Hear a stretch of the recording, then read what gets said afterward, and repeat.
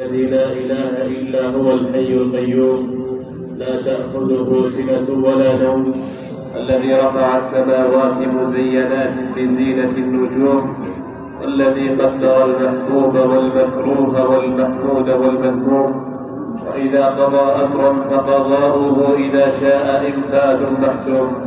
أحمده تعالى حمدا يتصل ويدوم، وأشهد أن لا إله إلا الله وحده لا شريك له العالم بخفايا المكتوم، وأشهد أن محمدا عبده ورسوله النبي المعصوم.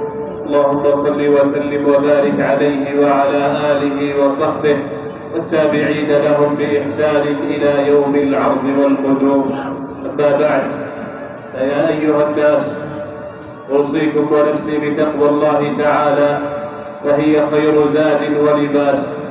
يا أيها الذين آمنوا اتقوا الله وقولوا قولا سديدا يصلح لكم أعمالكم ويغفر لكم ذنوبكم، ومن يطع الله ورسوله فقد فاز فوزا عظيما. أيها المسلمون، أخبر النبي صلى الله عليه وسلم أن آية الكرسي أعظم آيات القرآن، وأنها تحفظ قارئها من الشرور كلها والشيطان، لما احتوت عليه من معاني التوحيد والإيمان والعظمة والعزة وسعة صفات الكمال للواحد الأحد الديان. وتسمى آية الكرسي لأنه جاء فيها ذكر الكرسي، ولم يرد في القرآن إلا فيها، فأخبر أنه الله لا إله إلا هو، فهو المألوه المعبود الذي له جميع معاني الألوهية، وأنه لا يستحق الألوهية غيره، فعبادة غيره باطلة ضارة في الحال والمآل، وعبادته وحده لا شريك له هي الحق الموصلة إلى كل كمال. وأخبر أنه الحي الذي لا يموت أبدا، فهو كامل الحياة وما سواه يفنى، وهو القيوم الذي قامت به الأرض والسماوات وجميع المخلوقات، فهي مفتقرة إليه من كل وجه، وهو الغني عنها من كل وجه. ومن كمال حياته وقيوميته أنه لا تأخذه سنة أي نعاس ولا نوم، لأنهما يعرضان للمخلوق الذي يعتريه الضعف والانحلال، وينزه عنهما ذو العظمة والجلال. وأخبر أنه له ما في السماوات وما في الأرض، فهو الملك المالك لجميع الموجودات والعوالم والمماليك، وكل من دونه فعبيده ومماليكه يتصرف فيهما كما يشاء في الأرض وفي السماء.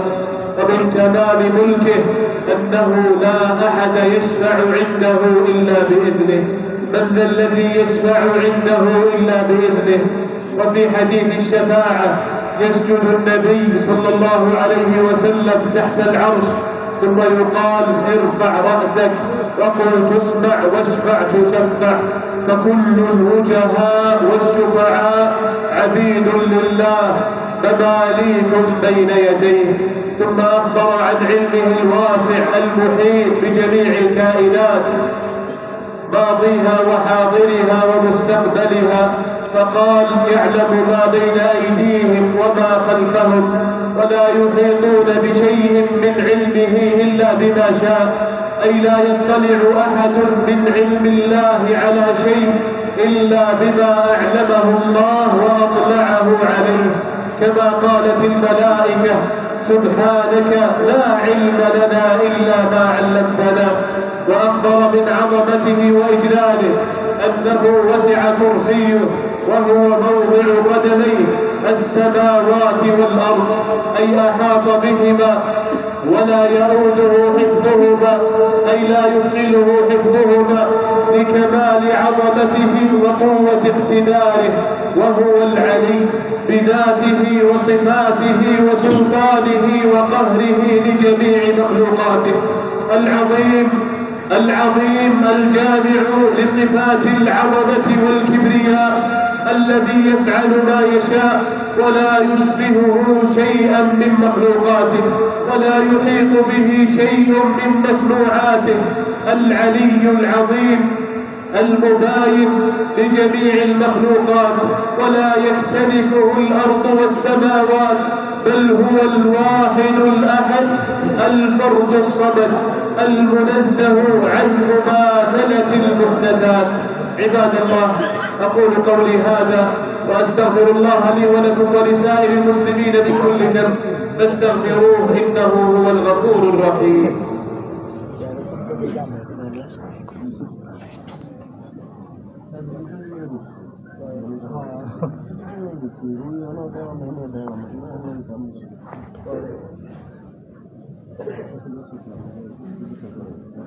الحمد لله وأشهد أن لا إله إلا الله وأشهد أن محمدا عبده ورسوله ومصطفاه صلى الله وسلم عليه وعلى آله وصحبه ومن اهتدى بهداه. أما بعد، فاتقوا الله عباد الله حق تقواه وأطيعوه تدركوا رضاه.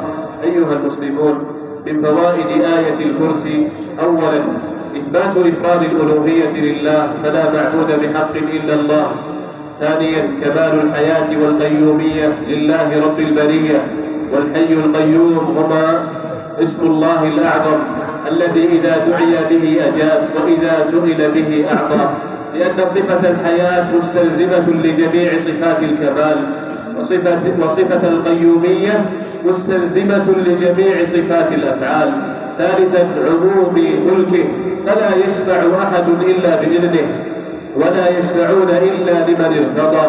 رابعا في قوله تعالى: ولا يحيطون بشيء من علمه إلا بما شاء، وجوب إثبات ما أثبته الله ورسوله صلى الله عليه وسلم من الأسماء والصفات، لأن الله أعلمنا بها، ووجوب الإيمان بمدلولها، وتحريم تمثيلها وتكييفها، لأن الله ما أعلمنا بكيفيتها.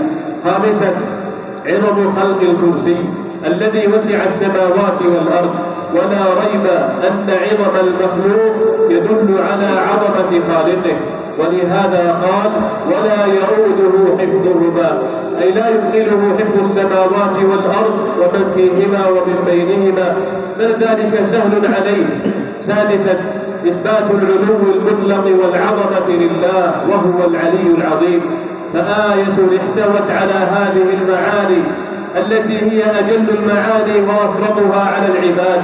يحق أن تكون أعظم آيات القرآن، ويحق لمن قرأها متدبرا متفقها أن يمتلئ قلبه باليقين والعرفان والإيمان، وأن يكون بذلك محفوظا من شرور الشيطان. عباد الله، ألا فاتقوا الله واعرفوا ما أنزل من الحق واتبعوه، واعلموا أنكم ملاقوه. عباد الله، قال الله جل في علاه: إن الله وملائكته يصلون على النبي يا أيها الذين آمنوا صلوا عليه وسلموا تسليما. اللهم صل وسلم وبارك على عبدك ونبيك محمد. اللهم ارض عن الخلفاء الراشدين أبي بكر وعمر وعثمان وعلي وأمهات المؤمنين والصحابة أجمعين ومن تبعهم بإحسان إلى يوم الدين. اللهم أعز الإسلام والمسلمين وأذل الشرك والمشركين وانصر عبادك الموحدين. اللهم آمنا في أوطاننا وأصلح أئمتنا وولاة أمورنا.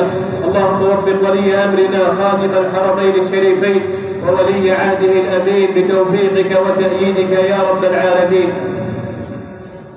اللهم فرج هم المهمومين من المسلمين، ونفس كرب المكروبين، واقض الدين عن المدينين، واشف مرضانا ومرضى المسلمين، واغفر لموتانا وموتاهم يا أرحم الراحمين. اللهم الطف بإخواننا في غزة وفلسطين وفي كل مكان من بلاد المسلمين. اللهم عليك باليهود المعتدين والمجوس الحاقدين وأعوانهم يا رب العالمين. اللهم اغثنا، اللهم اغثنا، اللهم اغثنا، اللهم اسقنا غيثا مغيثا هنيئا بريئا طبقا زحا مجللا عاما نافعا غير ضار عاجلا غير آجل يا رب العالمين.